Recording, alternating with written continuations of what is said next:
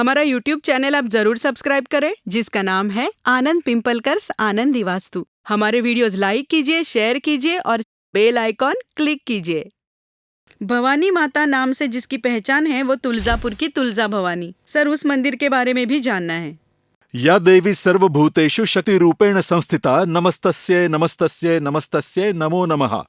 जिस तुलजापुर की माता ने छत्रपति शिवाजी महाराज को प्रेरणा दी थी और उनके भुजाओं में ताकत निर्माण करके, उनके तलवार में गुप्तवास करके अद्वितीय ऐसा इतिहास रच के स्वराज्य स्थापन की ताकत निर्माण की, ऐसी तुलजापुर की माता देखते ही शरीर रोमांचित हो जाता जी हाँ, है। बिल्कुल।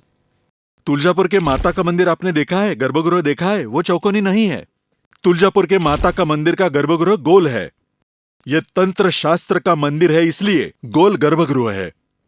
उस जमाने में जब बलि दी जाती थी मंदिर के अंदर, मैं बलि प्रथा का समर्थक नहीं हूँ, लेकिन मंदिर शास्त्र का अभ्यासक हूँ। मैं बलि प्रथा जो है उसका समर्थक नहीं हूँ, लेकिन उस समय के काल में जिस मंदिर के गर्भगृह में बलि दी जाती थी, वो गर्भगृह हमेशा गोल रहते थे। वहां की मूर्ति चलो होती थी, मतलब वो मूर्ति वहां से उठाकर दूसरी तरफ से फिर उस जगह रखी जाती थी, और इसीलिए तुलजापुर की माता का मंदिर अद्भुत और तंत्रपीठ माना गया है। तंत्रपीठ के अनुसार देवी की रचना ये पूरी तरह से तंत्र शास्त्र से संबंधित है, और इसीलिए देवी को कौड़ी की माला वहां पर है। देवी के सामने परड़ी है। देवी की तरफ मंदिर में जाते वक्त बड़ा कीर्तिमुख और गणेश जी का अस्तित्व वहां है।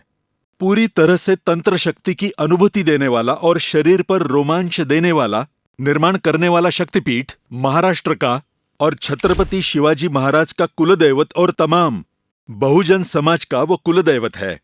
पूरे तुलजापुर के नगर की रचना देखोगे या फिर मंदिर की रचना देखो तो वहां वास्तुशास्त्रीय स्त्री देवताओं का अमल का बहुत बड़ा भाग वहां पर निर्माण किया गया है। पूरा मंदिर ये हेमाड पंथ का है।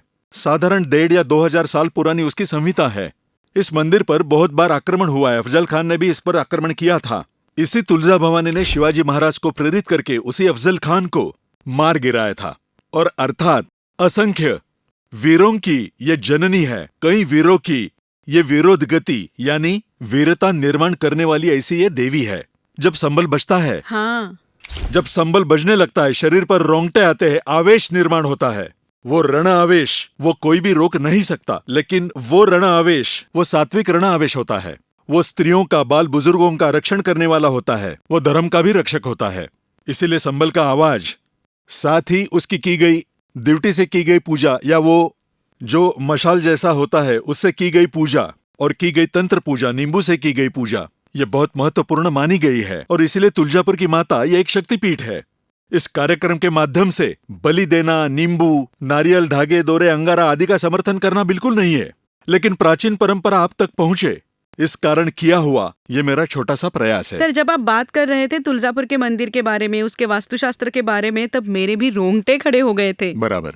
साईं बाबा की कृपा दृष्टि हम सब पर हमेशा बनी हुई है। हाँ सर, आप उनके पूजक हो। बिल्कुल सही। भक्ति भाव से हमेशा उनकी आराधना करते हो। हाँ। इतना बड़ा आशीर्वाद साईं बाबा का आप पर है। बिल्कुल सही। उस शिरडी के साईं बाबा के मंदिर के बारे में मुझे जानना है। शिरडी का साईं मंदिर एक प्राचीन मंदिर नहीं है, फिर भी साधारण 1918 में उसकी निर्मित हुई है। वो एक बूटी का वाड़ा था। उस घर में बाबा ने खुद की समाधि का स्थान निर्माण किया है, लेकिन उसके बाद जो रचना की गई संस्था के द्वारा वो वास्तुशास्त्र के अनुसार की गई है। इसीलिए तिरुपति बालाजी के बराबर आज हम शिरडी के साईं बाबा के मंदिर में हम जो भी दान देते हैं उसमें बढ़ोतरी आती है। मतलब कभी कभी तिरुपति बालाजी और इस मंदिर में कंपटीशन चालू है ऐसे लगता है। अर्थात इस सब धन का उपयोग समाज कार्य के लिए और सत्कार्य के लिए ही होता है। हम अगर देखें कि शिरडी के साईं बाबा की बैठने की पोजीशन देखेंगे तो जो द्वारका माई थी, उस द्वारका माई में खुद साईं बाबा दक्षिण की ओर मुंह करके बैठते थे और लोगों की समस्या सुलझाते थे। खुद क्षीण होकर लोगों को उत्तर देते थे।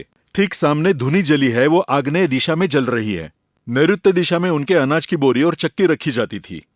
इसी के साथ वायव्य में उनकी ध्वज पताका रखी जाती थी और उनकी सोने की फली थी, वो पश्चिम नैऋत्य की ओर थी।